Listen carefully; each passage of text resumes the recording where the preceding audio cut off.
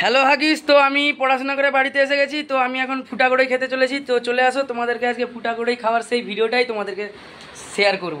দেখো, এটা হলো আমার ঠাকুমা, দেখে নাও। এর নাম বিন্দু আসেনি না, সরি, কমলাবালা মাইতি। এই দেখে নাও ফুটাকড়াই, এই দেখে নাও ফুটাকড়াই, এরকম খেতে হয়।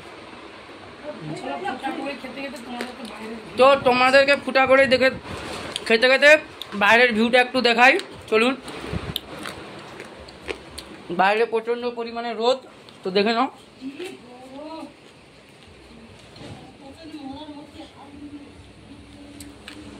দেখতে পেয়েছো, এদিকেও দেখো, এটা গামছা মিলা আছে।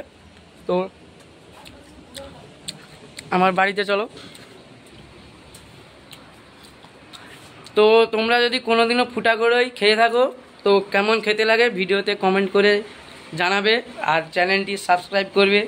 ভিডিওটা ভালো লাগলে শেয়ার লাইক করতে ভুলবেন না।